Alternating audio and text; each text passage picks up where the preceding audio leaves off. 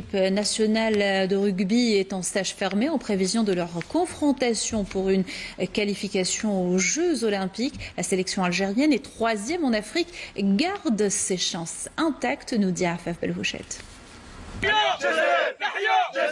Encouragés par les résultats de leur première participation à l'Afrique des Nations, 3e sur le podium, le sélectionneur mise sur un jeu plus performant grâce aux nouvelles recrues.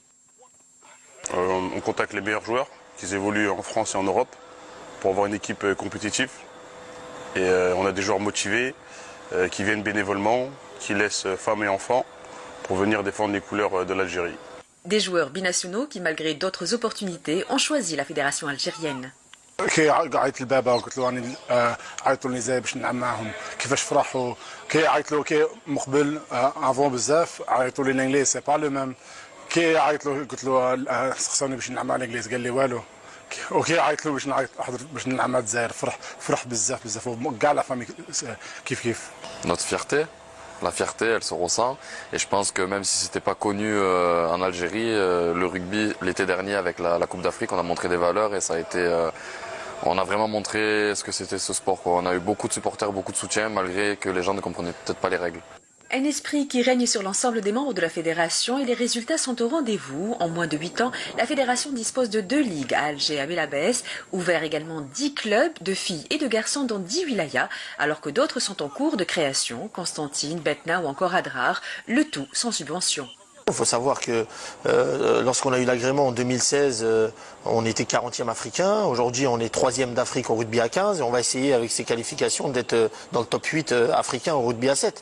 Mais au niveau des pays arabophones, il faut savoir, et même francophones, l'Algérie est passée 3e d'Afrique au rugby à 15 l'année dernière.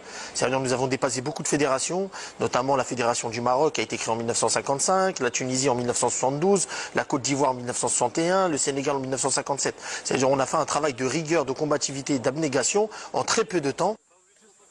C'est à travers un échange de passes décontracté que l'ambassadeur d'Algérie en France a manifesté ses encouragements à notre équipe nationale de rugby en stage de préparation avant de s'envoler vers l'île Maurice pour décrocher le ticket de préqualification aux Jeux Olympiques. Une équipe jeune mais déterminée dans une discipline qui fédère de plus en plus de supporters algériens. Nous avons tout cela en Algérie. Il y a le collectif, surtout la solidarité, la fraternité, la fierté. C'est un sport de fierté. Et Dieu sait que les Algériens sont très fiers. Et nous sommes là pour encourager cette belle équipe, ces jeunes que vous avez pu voir s'entraîner et avec un état d'esprit Tahia el-Jazair. Tahia el-Jazair ou Tahia el-Jazair, c'est ce qui les anime. Et nous sommes là à leur côté. Je voudrais remercier l'ambassadeur qui est venu, qui est représentant du président de la République, Abdelmajid Tebboune, qui nous soutient pour cette compétition. Ça fait chaud au cœur, il nous a motivés. Et on a un nouveau sport en Algérie pour une Algérie nouvelle. La fédération entend également s'étendre sur les wilayas du Sud en misant sur le rugby à 7 et ambitionne de profiter des 1200 km de côte pour développer le beach rugby. En attendant la création d'un stade de rugby en Algérie, les joueurs, eux, promettent de mouiller le maillot pour hisser le drapeau national lors des Jeux Olympiques. Bonne chance à nos rugbymen.